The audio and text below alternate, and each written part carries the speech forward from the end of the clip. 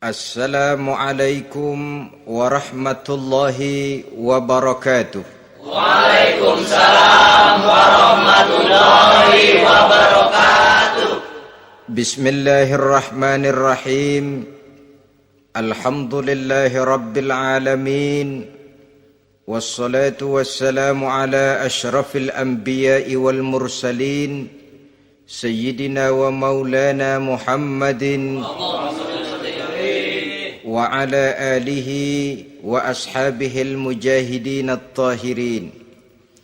Amma ba'du, subhanaka la ilma lana illa ma 'allamtana innaka antal alimul hakim.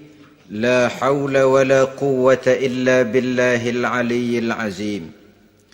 Saudara-saudara kaum muslimin, terutama adik-adik para remaja dan pemuda yang saya cintai. Apabila seseorang akan membangun rumah, tentu saja dia akan mengadakan beberapa pilihan. Sejak dari memilih lokasi di mana rumah itu akan didirikan, sampai kepada menentukan bahan-bahan kualitas yang akan dipakainya, sampai kemudian kepada wujud dan bentuk rumah yang akan ditinggalinya. Demikianlah bahwa untuk membangun sebuah rumah yang hanya untuk menaungi kehidupan di dunia ini, kita mengadakan berbagai macam pilihan. Apalagi kalau kita akan membangun sebuah rumah tangga yang kita harapkan tidak hanya akan menaungi kehidupan di dunia ini, tidak hanya untuk kepentingan kita saja, tetapi juga untuk kepentingan anak cucu kita di belakang hari, termasuk sampai kepada hari akhirat nanti. Oleh karena itu, pada pertemuan kali ini, saya hanya ingin khusus berbicara kepada adik-adik remaja dan para pemuda, bagaimana sebaiknya memilih jodoh menurut ajaran agama Islam. Dalam Al-Quran, Allah Subhanahu wa ta'ala menjelaskan, Zuyyina linnasi hubbus syahawati minan nisa, bahwa manusia apapun jenisnya, asal dia bernama manusia, dihiasi dengan perasaan cinta kepada perempuan. Jadi sejak dahulunya secara fitrah, laki-laki senang kepada perempuan, sebagaimana perempuan pun senang kepada laki-laki. Dihiasi rasa cinta ini dalam kehidupan manusia. Dan oleh karena adanya rasa cinta, berkembanglah segala macam persoalan.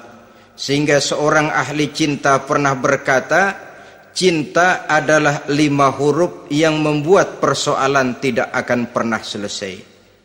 5 huruf yang membuat persoalan tidak akan pernah selesai-selesai. Tetapi dalam kehidupan sehari-hari sering kita saksikan bahwa cinta ini bisa mendorong, memberikan motivasi yang baik, dan cinta ini pun bisa juga memberikan dorongan yang tidak baik. Oleh karenanya, apabila cinta itu ibarat setetes embun yang jatuh di bumi yang subur, akan tumbuhlah di atasnya aneka ragam bunga-bungaan yang harum semerbak, indah mewangi, sedap dipandang orang, menebarkan rasa aman, damai, sentosa, dan begitu selanjutnya.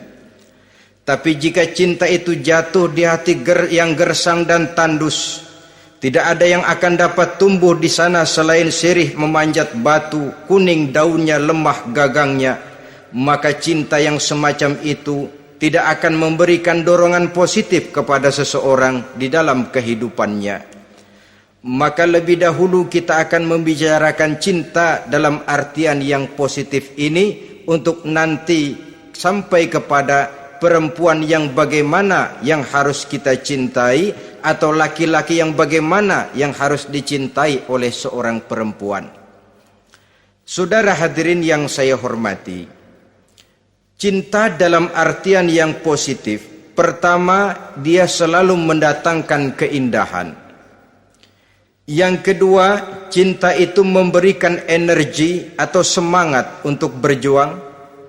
Dan yang ketiga, cinta itu selalu membawa resiko dalam bentuk pengorbanan. Maka cinta yang positif pertama melahirkan keindahan. Disinilah orang memerlukan filter atau saringan. Sebab keindahan yang didasarkan karena cinta itu merupakan satu keindahan yang relatif saja. Boleh jadi karena indah orang jadi cinta, boleh juga jadi karena cinta segala sesuatu terasa jadi indah. Namun bagaimanapun juga, kalau hati sudah diliputi oleh rasa cinta, segalanya akan terasa menjadi indah. Cinta itu adalah keindahan. Yang kedua, cinta itu energi, melahirkan dorongan dan semangat. Yang lemah bisa menjadi kuat, yang takut bisa menjadi berani, yang jauh jadi terasa dekat. Itu semua karena dorongan cinta. Dan dari energi ini lahirlah yang ketiga, bahwa cinta adalah pengorbanan. Sehingga orang berkata, berani bercinta artinya harus berani berkorban. Takut berkorban, jangan bercinta. Kalau cinta ini kita salurkan kepada nilai-nilai agama umpamanya, yang pertama, cinta mendatangkan keindahan. Kita cinta kepada agama, maka apapun yang diperintahkan oleh agama akan terasa menjadi indah. Solat akan terasa menjadi indah, puasa terasa menjadi indah, zakat terasa menjadi indah, jihad pun akan terasa menjadi indah. Persis kalau kita cinta kepada seorang gadis. Jika kita cinta kepada seorang gadis, apanya saja akan kelihatan menjadi indah. Jalannya terasa indah, lenggang-lenggoknya terasa indah, suaranya merdu padahal cemprengnya bukan main. Seluruhnya akan mendatangkan keindahan karena dasarnya sudah cinta. Cinta membawa kepada keindahan. Yang kedua, cinta itu melahirkan energi. Orang yang cinta kepada agama akan lahir tenaga dan semangatnya melaksanakan ibadah, melaksanakan puasa, melaksanakan zakat, melaksanakan solat, melaksanakan haji, bahkan melaksanakan jihad sekalipun. Cinta selamanya menimbulkan energi dan semangat. Sama saja dengan kita apabila jatuh cinta kepada seorang gadis, walaupun rumahnya jauh, katanya, gunung pun akan kudaki, lautan pun kuseberangi. Untuk apa itu? Untuk menemui apa yang kita cintai. Cinta selamanya melahirkan energi. Capek tidak terasa, lelah tidak terasa, semuanya tertutup oleh keindahan yang bernama cinta. Lalu yang ketiga, cinta membawa pengorbanan. Apabila kita cinta kepada agama, maka pengorbanan terhadap apapun yang diminta oleh agama, baik itu pengorbanan waktu, tenaga, pikiran, harta, bahkan pengorbanan nyawa sekalipun, kita tidak akan berat melaksanakannya karena cinta kita kepada agama yang kita anut ini. Demikian juga cinta kita kepada seorang perempuan akan membuat kita rela berkorban. Apapun yang dia minta, jangankan kita tidak mampu, kita tidak mampu sekalipun, kita masih berusaha untuk mampu guna memenuhi tuntutan si buah hati belahan jantung. Kadang-kadang malam minggu si doi ngajak nonton, umpamanya duit tidak ada, gajian belum, kerja enggak, timbullah inisiatif, entah sepatu kita jual ke tukang loa,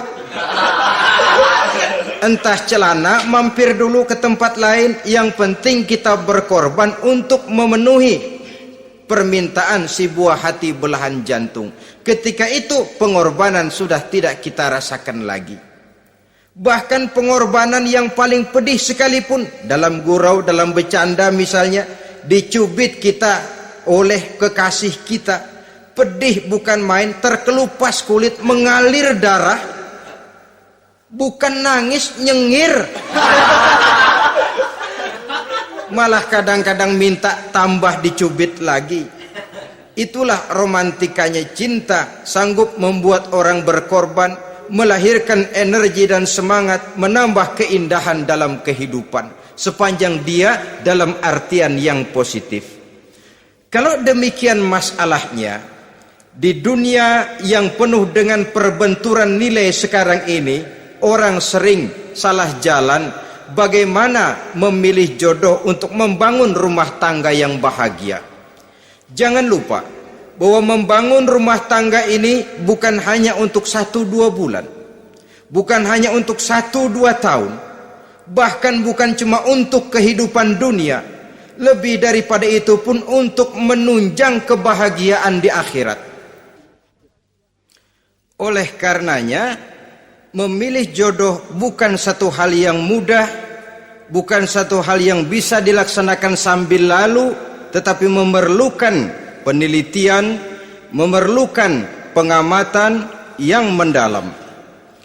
Apa petunjuk agama tentang itu? Dengan kata lain, bagaimana seharusnya seseorang memilih jodoh dalam kehidupannya? Ini tentu saja sumbangan moral buat adik-adik remaja dan para pemuda yang lagi kebingungan memilih jodoh, atau barangkali buat bapak-bapak yang kepengen nambah lagi.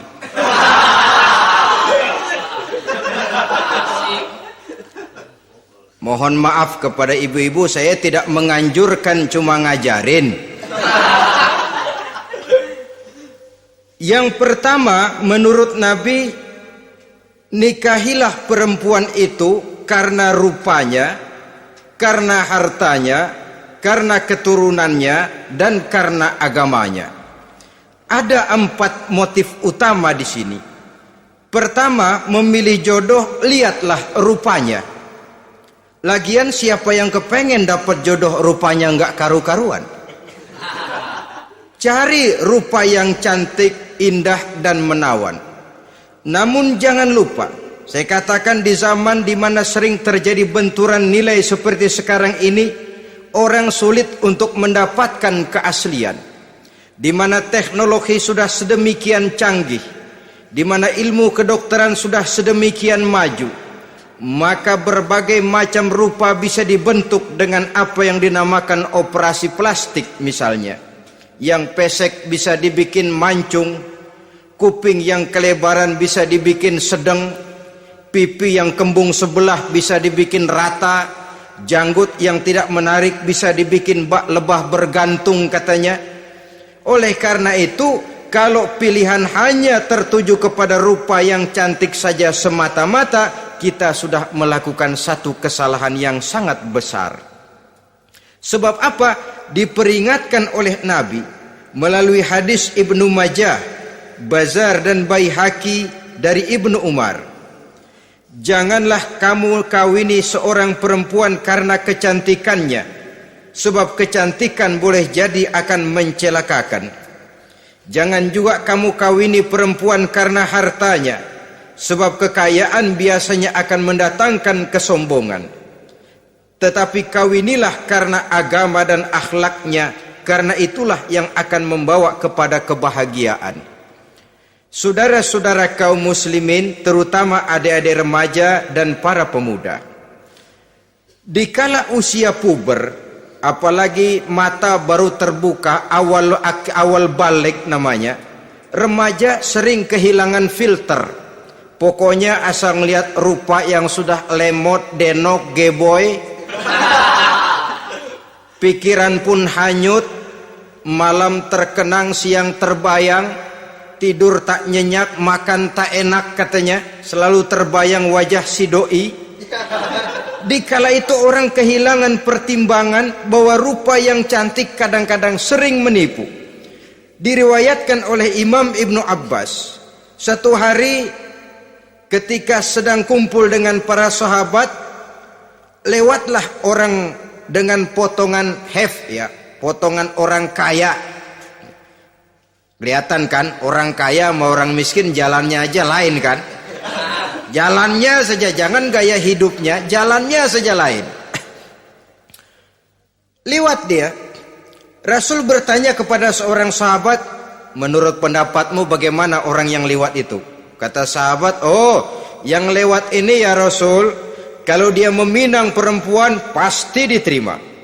Kalau dia menolong orang pasti berhasil. Kalau dia ngomong pasti didengerin. Kenapa? Orang kaya. Orang kaya ya Rasul.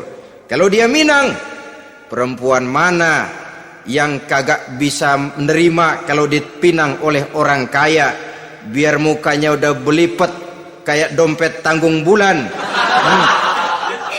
Kalau memang duitnya banyak, nggak kelihatan tuh muka yang belipet, yang kelihatan duit. Kalau dia nolong orang, pasti berhasil apa yang dia tolong itu. Kalau dia ngomong, pasti didengerin orang, walaupun omongannya biasa-biasa saja. Kenapa? Orang lihat penampilannya. Sudah, ketika orang itu lewat, beberapa lama kemudian lewat lagi seseorang yang kelihatannya miskin. Rasul tanya lagi, kalau orang ini, bagaimana pendapat kamu? Wah, potongan begini sih Rasul. Kalau dia minang, orang tolak. Siapa yang mau kawin sama kere begini? Kalau dia nolong orang, pasti nggak berhasil. Kalau dia ngomong, kagak bakalan ada yang mau dengerin. Siapa yang mau dengerin orang susah ngomong? Setelah orang itu lewat, apa kata Rasul? Orang yang terakhir, yang lewat ini, yang barusan lewat, jauh lebih baik dari yang pertama yang lewat tadi. Jauh lebih baik. Maksud dari ucapan ini, Rasul sebenarnya mendidik para sahabat jangan tertipu oleh penampilan. Sebab penampilan tidak selamanya mencerminkan keaslian. Apalagi di zaman sekarang, salon di mana-mana bejibun. Alis mata bisa dibikin, pipi bisa dicat. Yang pinggir kuning, yang tengah merah, di sebelah merah ada yang kehitam-hitaman, persis orang kepentok tiang listrik.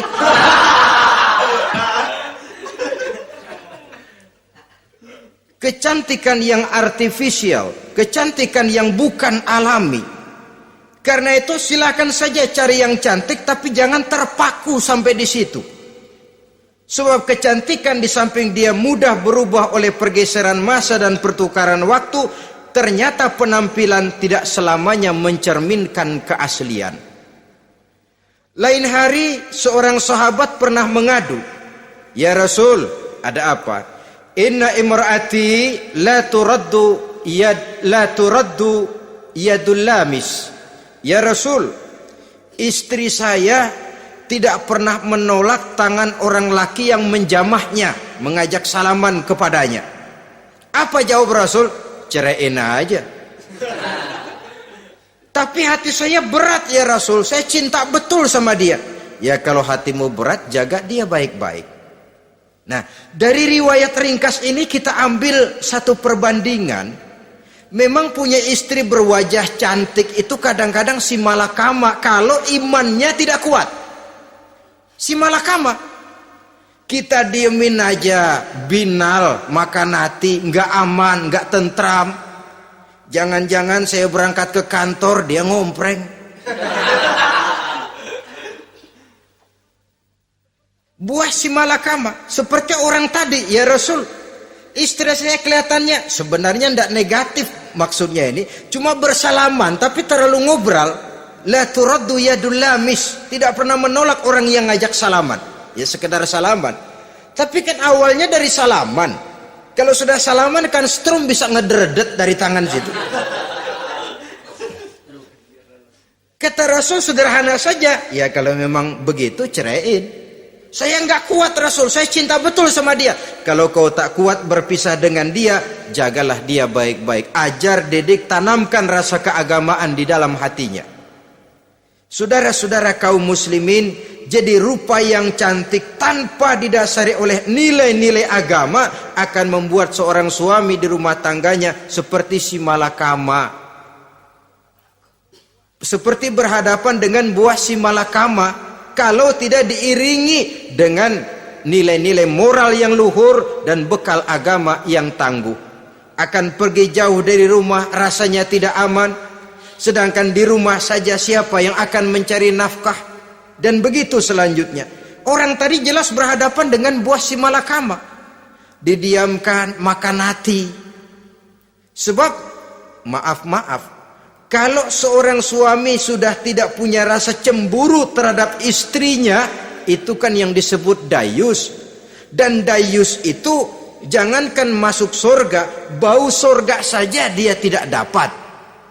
Tapi cemburu dalam artian bukan cemburu buta, cemburu dalam artian yang wajar. Dia cemburu, akan dikerasi takut kalau istrinya minta cerai, sedangkan dia cintanya sudah kadung medok bener. Si malakama jadinya. Nah, ini juga satu riwayat yang memberikan gambaran kepada kita.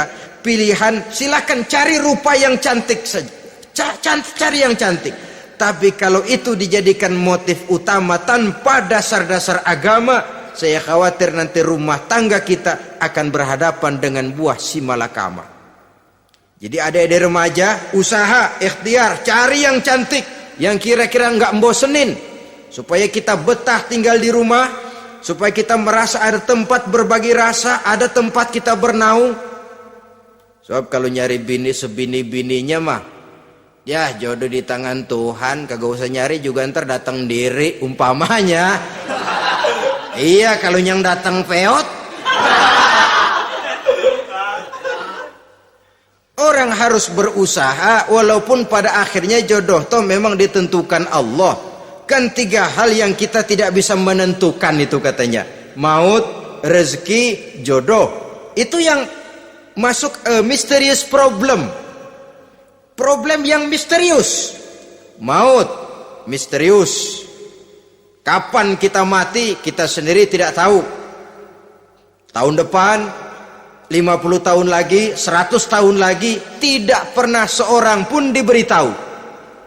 Tapi yang pasti dia bakal datang. Kapan dan di mananya kita tidak tahu. Bisa di rumah, bisa di masjid, ya alhamdulillah. Bisa di majelis taklim, syukur. Bisa di medan perang membela agama, bagus. Pasti dia akan datang. Maut, mysterious problem, sesuatu yang kita tidak tahu kapan datangnya. Rezeki gitu juga, sehingga orang sering bilang rezeki katanya kayak bayangan. Kita uber-uber dia lari, kita diam dia mah diam. Setengah mati kita uber-uber, emang ukuran segitu aja. Begitu kita nggak ngapa-ngapain, datang yang bawain rezeki. Namanya rezeki itu mysterious problem. Kadang-kadang ngobek sungsang sumbul, udah segala tanah orang kita ukur-ukurin. Udah segala ngomong sudah nggak ada yang loh, tuh sudah buta. Tapi memang bayangan, kalau belum rezeki ya belum. Kadang-kadang nyari kode sampai tidur di kuburan, belepotan tanah kuburan loh. Yang aneh lagi kadang-kadang orang gila ditanyain. Allahu Akbar, ini kode-kode zaman sekarang ini. Sampai orang waras nanyain orang gila, itu gimana itu? Ini sudah efek yang betul-betul negatif. Sudah jelas orang gila kok ditanya. Apa kira-kira yang nanya nggak lebih gila dari yang gila itu?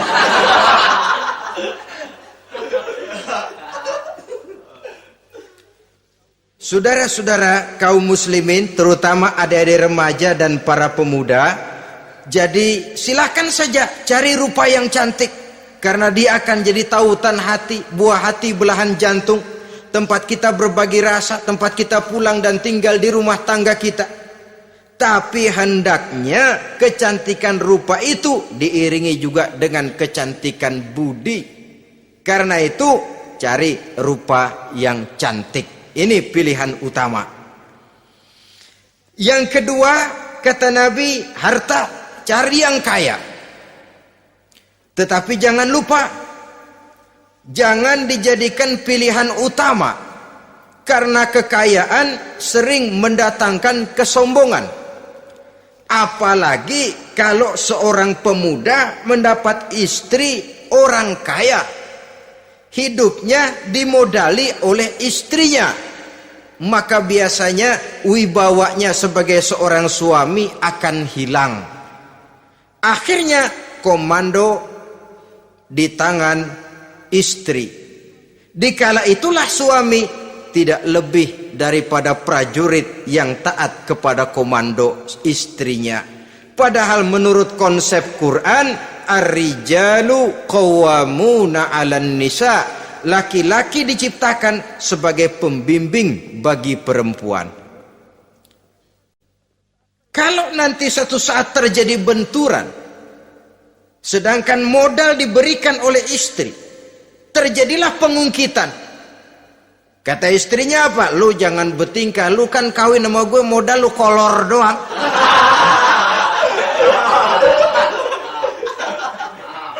Kalau sekarang bertingkah silakan keluar rumah. Bawa seperti engkau datang dulu, jangan bawa apa-apa. Pergilah seperti engkau datang dulu kemari. Hilanglah wibawa seorang suami. Suami kalau udah digentak sama istri begitu, ngelempuruk kayak ayam sampar. Di mana lagi letak wibawanya? Harta sering mendatangkan kesombongan. Oleh karena itu, walaupun diperintahkan cari yang keturunan orang kaya, tapi maksudnya jangan dompleng. Sebab kepribadian seorang suami akan ditentukan oleh sifatnya sendiri. Keberadaannya ditentukan oleh karya dan perbuatannya sendiri. Itulah yang akan menampilkan kepribadian dia dalam kehidupan di masyarakat ini. Saudara-saudara kaum muslimin, terutama adik-adik remaja dan para pemuda, kan kadang-kadang di zaman sekarang kan kelas-kelas gigolo, playboy ya, nyari tante-tante kesepian, mejeng-mejeng di pinggir-pinggir jalan dengan harapan apa? Ya barter lah, tukar tambah. Nah, supaya dapat rokok, dibelikan pakaian, motor dan sebagainya. Tapi yang jelas hilang harga diri sebagai laki-laki, dan itu yang paling mahal. Kalau seorang laki-laki sudah kehilangan harga diri, apalagi yang bisa dibanggakan dalam kehidupan ini? Apa artinya naik mobil kalau kepala tertunduk ke bawah? Apa artinya jalan di tengah masyarakat kalau kita tidak bisa menengadah dengan satu kebanggaan? Hilangnya harga diri merupakan kehancuran awal dari sebuah pribadi yang untuk jangka panjang kita tidak akan bisa lagi berbuat banyak. Tanpa harta orang memang sulit untuk bahagia, tapi harta semata-mata bukan merupakan jaminan bahwa orang lantas akan bahagia. Saya barangkali harus berkata, banyak orang miskin yang kaya, tapi tidak sedikit orang kaya yang miskin. Saya ulangi ini, banyak orang miskin yang kaya, tetapi tidak sedikit orang kaya yang miskin. Nah, bagaimana pengertiannya? Orang miskin yang kaya, materinya sederhana, peralatan rumah tangganya sederhana, tapi hatinya kaya. Oleh karena hatinya kaya, jiwanya lapang. Sebaliknya, orang kaya yang miskin, di tengah kelimpahan materi yang berlimpah, segalanya serba ada, hatinya yang miskin.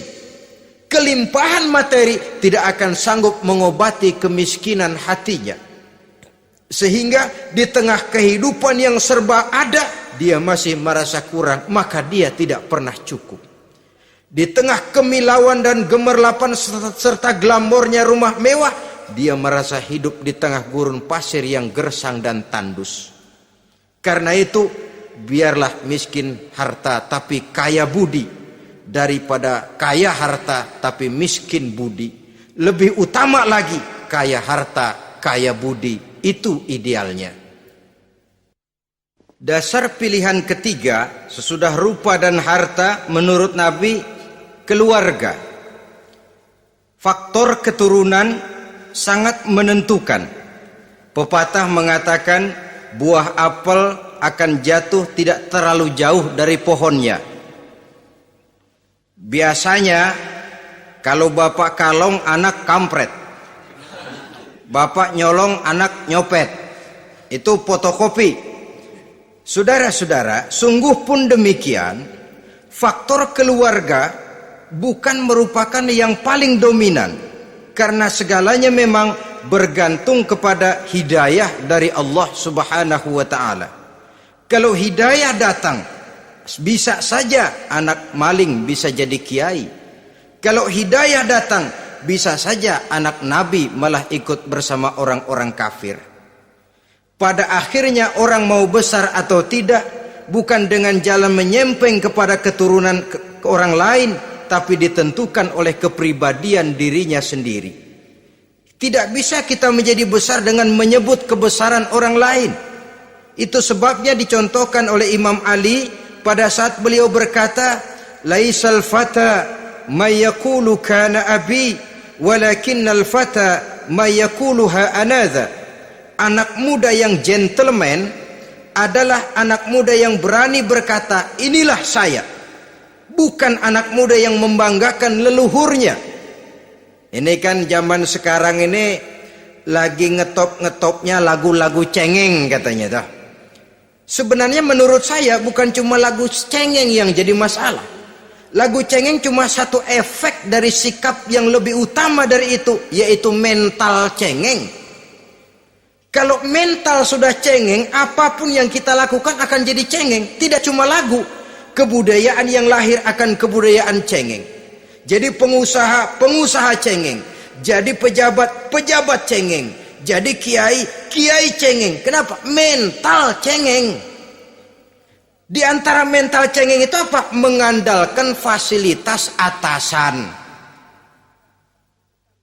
Kalau tidak ada fasilitas dari atas, lantas tidak bisa berbuat apa-apa, cengeng. Menjadi besar bukan karena karier pribadi, tapi karena nasib katrolan. Itu pun termasuk mental cengeng. Sedikit gagal, bagaimana sedikit jalan buntu, sedikit deadlock, lu ngapain lu melulu? Saudara hadirin yang saya hormati, jadi lebih penting dari sekedar lagu-lagu cengeng, saya malah lebih suka bicara mental cengeng ini. Mental yang cepat putus asa, mental yang tidak mau mengeluarkan usaha maksimal, mental yang hanya mengandalkan fasilitas. Sedangkan pribadinya tidak lebih daripada pribadi sumuhun dawu, pribadi kulon nuwun, pribadi kumaha juragan wae, pribadi oke bos, pribadi asal bapak senang. Bukankah itu semua merupakan cermin dari mental-mental yang cengeng, yang untuk jangka panjang tidak akan pernah menguntungkan daripada pembangunan bangsa dan negara yang kita cintai ini. Seseorang mau besar atau tidak bukan dengan jalan menyempeng kepada kebesaran orang lain. Bahkan Syauqi dalam sebait syairnya yang lebih tegas mengatakan, wa syarrun nasi zu khumulin iza fakhartahum zakarul jaduda wa syarrun nasi wa khairun nasi zu syarafin qadimin aqama li nafsihi syarafan jadida. Generasi yang paling jelek adalah generasi pemalas. Kalau kelihatan orang lain lebih hebat dari dia, disebut-sebutnya kebesaran nenek moyangnya. Dia sendiri nggak punya prestasi apa-apa. Kerjanya cuma ngandeli kerjanya cuma menggelayuti fasilitas orang tuanya. Tanpa itu dia tidak akan punya nilai dan harga sama sekali. Ini generasi paling jelek. Kalau orang lain kelihatan lebih hebat, dia sebut nenek moyangnya. Lo sih belum apa-apa, lo baru kopral lo. Engkong gua no, komandan Hansip. Engkongnya yang disebutin. Dia sendiri tidak punya prestasi apa-apa. Jadi silahkan saja cari gadis dari keturunan keluarga yang baik-baik. Tapi jangan jadikan tendensi utama, jangan dengan niat untuk menyempeng kepada kebesarannya. Tapi paling tidak dengan niat agar mudah-mudahan dari benih yang baik ini akan lahir keturunan-keturunan yang baik pada akhirnya nanti. Itu yang kita harapkan. Bukan lalu dengan pertimbangan, weh mertua gue bos nih, kali aja begitu gue kawin aja mampus. Ini semua warisan kan jatuh kemari semua. Kalau itu niatnya sudah jelas salah. Kita mencari perempuan dengan keturunan-keturunan yang baik dengan berharap agar anak-anak kita nanti yang akan merupakan benih cucunya akan melahirkan kebaikan-kebaikan seperti leluhurnya dulu. Saudara, pilihan yang keempat kata Nabi, agama. Ini yang paling inti. Kenapa? Agama itu motivasinya moral. Di sini segalanya ditentukan. Rupa yang baik, harta yang banyak, keluarga yang luhur. Kalau sudah dilandasi oleh agama yang rapuh, bahkan tidak beragama sama sekali, ketiga hal di atas tadi hanya akan mendatangkan malapetaka. Sekarang kan kita tertipu oleh penampilan, padahal penampilan belum tentu kenyataan. Di jalan-jalan kita akan lebih terpesona melihat gadis pakai miniskirt di atas lutut ketimbang kita melihat gadis-gadis yang pakai jilbab. Kalau sudah pakai jilbab keliwat, yang usil banyak banget, bau sorga nih. Bau sorga katanya. Tapi kalau sudah yang pakai miniskirt itu yang lewat, itu dari ujung ke ujung mata kagak mau kedip, laler nemplok di mata kagak dirasain. Kita terpesona oleh penampilan zahir, padahal penampilan belum tentu memantulkan hal yang sebenarnya. Tapi memang itulah watak manusia. Watak manusia, saya katakan manusia tanpa kecuali. Tetapi bergantung kepada pemikiran jangka pendek atau jangka panjang. Kalau jangka panjang yang kita pikirkan, ya tentu kita tidak akan mudah terpesona oleh hal yang zahir. Sampai-sampai Quran sendiri mengatakan budak yang hitam legam tapi beriman itu lebih baik daripada orang-orang musyrik walaupun cantik, denok, lemot, geboy. Ada lagi nggak bahasa yang lebih dari itu? Cantik, denok, lemot, geboy, bahenol, nerkom, tapi kafir masih lebih baik budak yang hitam legam sekalipun kalau dia beriman. Kenapa? Rumah tangga untuk jangka panjang. So itu Islam tidak membolehkan kawin campuran dengan lain agama. Walaupun ada ayat yang mengatakan boleh kawin dengan ahlul kitab, tapi sebagian mufassir menjelaskan bolehnya kawin dengan ahlul kitab itu dalam kondisi darurat. Dalam kondisi normal tidak bisa. Kenapa? Kalau sudah berlainan agama, akan terjadi kerancuan rumah tangga untuk jangka panjang. Bagaimana membina dalam keharmonisan di rumah tangga? Bagaimana nasib anak-anak nanti? Kadang-kadang ada keluarga, kami sih keluarga modern. Anak-anak kami berikan kebebasan untuk milih agama apa saja. Bapaknya Islam, istrinya Kristen, anaknya ada yang Hindu, Buddha. Bagus nih, keluarga pecel namanya. Bagaimana keluarga modern bisa seperti itu? Padahal seorang suami bertanggung jawab di hadapan Allah. Dia akan ditanya tentang istrinya. Dia akan dimintakan pertanggungan jawab tentang anak-anaknya. Kalau istri kita berlainan agama, mungkin terjadi pengkaplingan. Pokoknya kalau anak perempuan ikut ibu, anak laki ikut bapak. Administrasi dunia bisa begitu, tapi akhirat, pertanggungan jawab di hadapan Allah. Bisakah kita? Sorry aja Tuhan emang janjinya begini. Saudara hadirin yang saya hormati, oleh karena itu budak legam hitam kalau beriman masih lebih baik daripada orang-orang yang tidak beriman walaupun cantik dan mempesona. Kenapa? Ini faktor agama. Ya buat 1-2 bulan bisa terwujud rumah tangga yang tentram. 2-3 tahun mungkin masih bisa bertahan, tapi sampai kapan? Sampai kapan itu akan terwujud? Pada akhirnya akan muncullah dilema yang akan sulit buat diatasi. Oleh karenanya motif agama dijadikan stres oleh Nabi. Fasfar bizatiddin taribat yadak. Pilih agama sebagai titik sentral, sebagai pilihan utama. Kalau agamanya kuat, walaupun rupanya sederhana, tapi karena nilai agamanya kuat, dia bisa menyenangkan hati suaminya. Dia bersolek untuk kepentingan suaminya. Dia taat kepada suaminya. Harta, dia anak orang kaya untuk membantu perjuangan suaminya.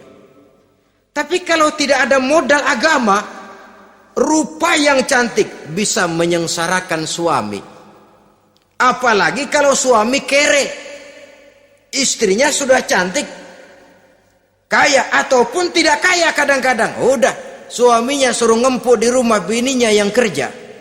Ya kalau kerja mendingan kalau dikerjain itu.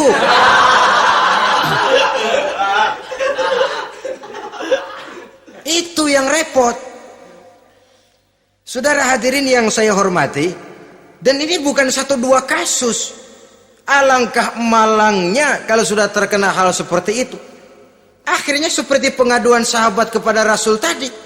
Mau diceraiin, cinta saya udah medok benar Rasul. Enggak diceraiin, hati saya ngebet, pegel. Si malakama akhirnya. Jadi oleh karenanya agama. Kalau dia cantik, walaupun miskin, agamanya kuat, dia bisa memelihara kehormatan diri. Dia kaya, agamanya kuat, hartanya disalurkan di jalan Allah. Karena itu, agama jadikan pilihan utama. Dan ukuran agama itu bukan cuma jilbab loh. Ya kadang-kadang ada juga yang jilbabnya nggak pernah lepas, tapi kadang-kadang akhlaknya lebih binal dari yang kribo. Ada cuma sekedar kamuflase saja, itu pun penampilan, sekedar penampilan saja. Cuma dari segi aurat ya memang lebih baik dan lebih utama, dan saya kira lebih mengundang penasaran toh. Duren kalau udah dibuka kan kelihatan isinya, emang udah begitu, udah. Tapi kalau masih rapat, itu yang rasanya kita pengen buka. Timbul tantangan, gue pengen tahu isinya. Rasanya juga begitu. Sama saja dengan baju, kalau dibungkus rapat di plastik, ditaruh di etalase, adanya di toko serba ada, tahu kita barang mahal nih. Biar punya duit, kita mau nawar ragu-ragu, takut nggak cukup. Tapi kalau barang sudah dibuka di jalanan, diobral di pinggir jalan, murahan, 1.003 masih dicampur odol. Yang begitu sih biar nggak punya duit, kita berani banget nanya, nawar, megang lagi nyemek. Berat duit nih bang. Kenapa? Barang sudah terbuka. Jadi saudara-saudara, syukur kalau keempat-empatnya ini jodoh terkumpul dalam jodoh yang saudara cari. Sudah rupanya cantik, kaya, keturunan orang baik-baik, agamanya kuat. Nah, surga dunia tuh. Yang begitu cari. Kalau ada yang begitu, saya juga mau nambahin satu lagi.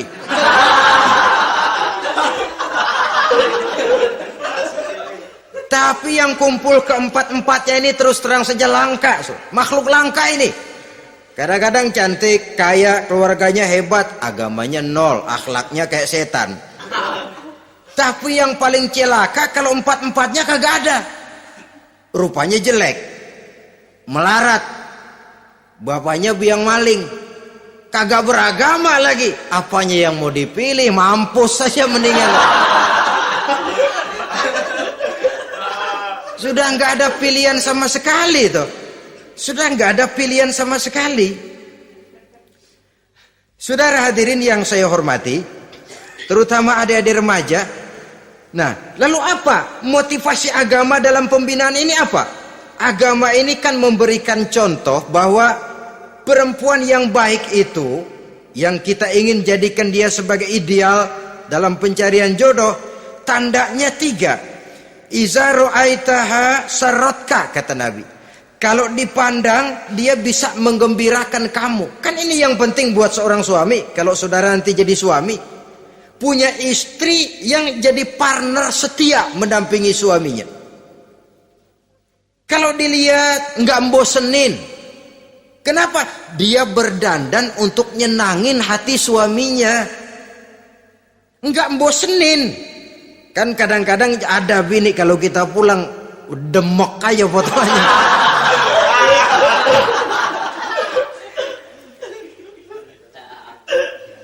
Ini yang bikin suami nggak betah di rumah ini kan yang begini. Adapun perempuan yang beragama, apabila dipandang oleh suaminya, dia pandai menyenangkan hati suaminya. Andai kata suaminya dalam kesulitan, dia tidak menambah beban kesulitan. Paling tidak dia bisa memberikan satu bantuan moral. Bantuan moral untuk mengurangi beban kesulitan daripada suaminya. Suami pulang dagang rugi, kata istrinya, romantika bang. Sekali-sekali lah, masa selamanya dagang mau untung. Besok siapa tahu untung lebih besar. Kan meringankan tuh. Kadang-kadang enggak, suami pulang dagang dari pasar panas, rugi, sampai rumah bini pidato. Pletar-pletor. Lu dagang rugi, emang lu laki goblok.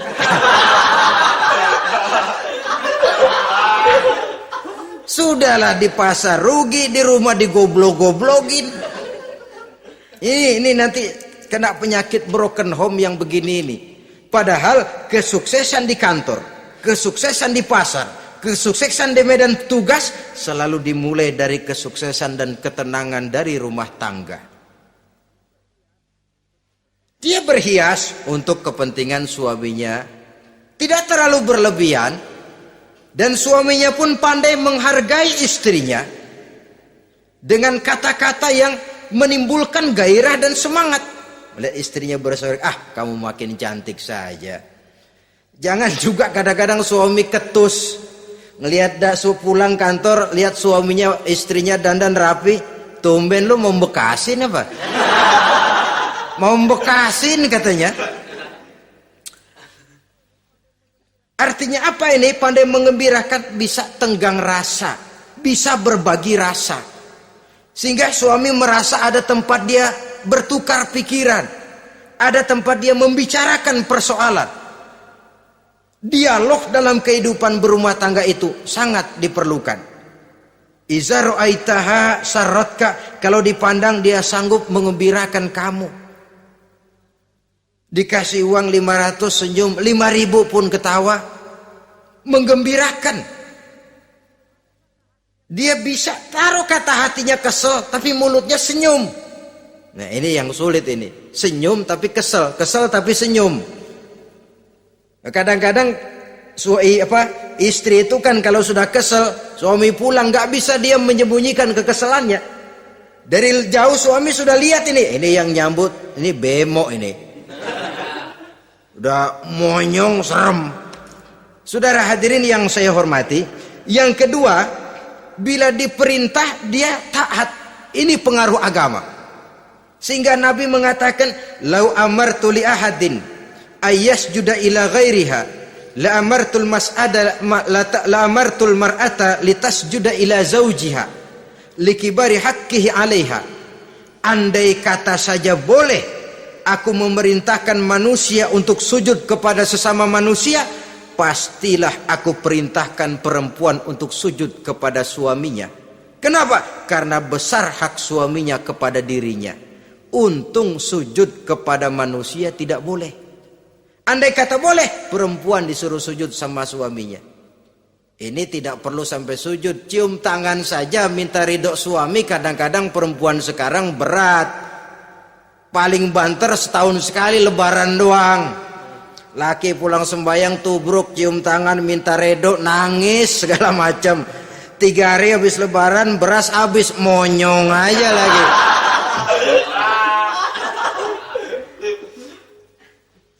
Saudara hadirin yang saya hormati, yang ketiga, akibat pengaruh agama, dia sanggup memelihara kehormatan diri dan sanggup menjaga harta suaminya. Memelihara kehormatan diri baik pada saat suaminya di rumah atau pada saat suaminya tidak ada di rumah. Satu riwayat, seorang sahabat akan pergi perang jihad di fi sabilillah.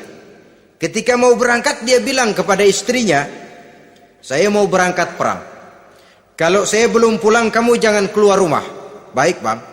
Pergi istrinya, pergi suaminya jihad. 1 minggu, 2 minggu berlalu, belum juga pulang. Satu hari datang utusan dari rumah orang tua si istri ini. Assalamualaikum bu. Waalaikumsalam. Ada apa? Ada berita kurang enak bu, orang tua ibu sakit parah, mohon tolong ditengokin. Apa kata si istri? Maaf saja, suami saya belum pulang dari medan perang. Saya belum dapat izin keluar rumah kalau dia belum pulang. Tolong sampaikan maaf saya kepada orang tuanya. Pulanglah utusan tadi. Besok balik lagi. Bu, ada apa? Udah Senin Kemis. Napasnya sudah sampai tenggorokan. Tolong tengokin buat terakhir kalinya bu. Suami saya belum pulang. Dia pesan kalau dia belum pulang saya jangan keluar rumah. Saya nggak bisa tengokin orang tua saya. Salam maaf saja. Pulang utusan itu. Besok balik lagi. Bagaimana? Sudah meninggal bu. Mau dikubur. Tengokinlah buat terakhir kalinya. Suami saya belum pulang. Saya belum berani keluar rumah kalau suami saya belum pulang. Itu janji saya sama suami saya. Pulanglah utusan ini ngadu kepada Rasulullah sallallahu alaihi wasallam. Ya Rasul, ini perempuan kelewatan benar. Dari orang tuanya sakit sampai sekarat, sampai mati, sampai dikuburin dia nggak nengokin. Memangnya kenapa? Suaminya katanya pergi jihad. Dan suaminya tidak mengizinkan dia keluar rumah kalau si suami belum pulang. Apa jawab Rasul? Marahkah beliau? Tidak, beliau senyum. Apa katanya? Dosa orang tua yang meninggal ini telah diampuni oleh Allah karena dia punya anak perempuan yang begitu taat kepada suaminya. Allahu Akbar. Dosa orang tua yang sudah meninggal itu diampuni oleh Allah karena dia punya anak perempuan yang begitu taat kepada suaminya. Ketaatannya kepada suaminya menyebabkan dosa orang tuanya diampuni oleh Allah Subhanahu wa taala. Suami pergi jihad, orang tua sakit keras, tidak berani dia keluar rumah. Itu tandanya bisa menjaga kehormatan diri. Kalaupun satu saat suaminya manggil, bu tolong ambilin uang di dompet. Dompetnya dibawa, bang ambil saja sendirilah, nanti salah ambil lagi saya. Kadang-kadang enggak, suaminya pergi mandi dompet berantakan. Saudara hadirin yang saya hormati, ini motivasi agama. Jadi kecantikan zahir yang diimbangi dengan kecantikan batin oleh karena pengaruh agama tadi. Kalau sudah kemari, orang tidak perlu mikir-mikir operasi plastik, bikin yang pesek jadi mancung supaya orang tertarik, bikin belakang yang kurus jadi menarik. Tidak, orang tidak perlu lagi pakai susuk-susukan, dipasang di bibir supaya kalau senyum orang gempor,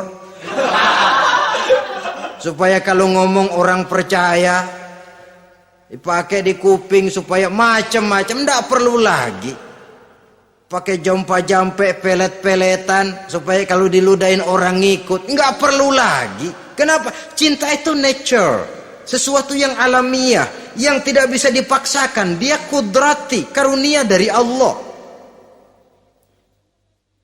Tidak bisa cinta dipaksakan. Kalaupun bisa, dengan ilmu pelet, oh saudara bisa membuat orang jatuh cinta, ya 2-3 hari, 4-50 hari.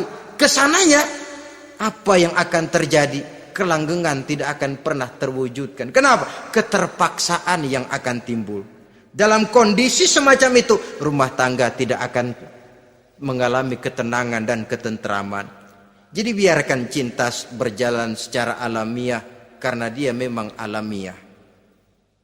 Saudara-saudara, nah sekarang kalau sudah ketemu nih, yang 4 tadi, rupa cantik, keturunan boleh, kaya lumayan, agama kuat. Apa yang harus kita cari? Apa yang harus kita lakukan? Apa pakai pepatah anak sekarang? Aku lihat, aku pikat, aku dapat, aku sikat, aku minggat. Bangsat.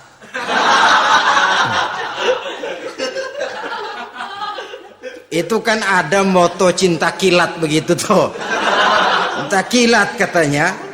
Aku lihat, aku pikat, aku dapat, aku sikat, aku minggat. Bangsat. Atau kita harus hanyut dalam arus free love, free sex, summon living, eksperimen dulu? Tidak. Islam mengajurkan kalau memang seret, ini rasanya ini nih, mantap gue nih. Apa yang diajarkan oleh Islam selanjutnya? Meminang, saudara-saudara. Meminang adalah langkah awal untuk mengikat tali pernikahan. Diizinkan meminang, dan di dalam meminang pun diizinkan untuk melihat. Cuma kalau boleh, ya syaratnya itu waktu melihat itu jangan sampai ketahuan si perempuan yang akan kita pinang itu. Untuk apa kita meminang? Pertama, untuk yakin bahwa perempuan yang kita inginkan ini sudah kumpul syaratnya itu, tidak ada cacatnya. Yang kedua, untuk memperkuat tekad hidup berumah tangga, diperlukan meminang. Adapun adat itu berbeda, tapi bahwa konsep meminang itu dalam Islam ada, itu jelas. Ya kalau mesti bawa pisang raja, pakai roti buaya, pakai martabak segede ban mobil truk segala macam, itu adat saja ya. Tapi yang real meminang itu ada dalam Islam. Nah, bagaimana adab meminang? Setelah kita tahu anak ini cantiknya ya, keturunan baik ya, kekayaannya lumayan, agamanya kuat, pinanglah dia. Caranya boleh lihat langsung. Lihat langsung kalau bisa tanpa setahu si perempuan. Dan batas yang boleh dilihat itu muka dan tangan. Itu saja. Jadi jangan gerusak. Minta permisi Pak, saya mau ngelihat anak Bapak seutuhnya. Soalnya buat saya ini nanti. Apanya aja dibedolin. Jangan. Kira-kira yang boleh itu muka sama tangan. Andai kata kita risih, sebab nanti kalau nggak jadi akan jadi timbul rasa malu dan si perempuan juga kasihan. Boleh mengutus perempuan yang kita percaya. Coba kau ke sana, lihat kondisinya yang sebenarnya bagaimana. Kalau ngelihat dari jauh sih utuh, siapa tahu nanti tangannya kurang sebelah. Coba lihat sana. Saudara-saudara, kemudian boleh juga ditanyakan kepada orang tuanya. Dan dalam hal ini orang tua si gadis tidak boleh menyembunyikan aib atau cacat yang dimiliki oleh anaknya. Dia harus menceritakan apa adanya, sampai pun kekurangan anaknya yang paling kecil sekalipun. Sebab apa? Jangan sampai istilah pepatah beli kucing dalam karung.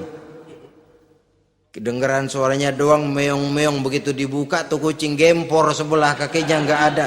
Kan tentu kita tidak kepengen kecewa di belakang hari. Itulah perlunya meminang sebagai jembatan untuk menuju kepada pernikahan.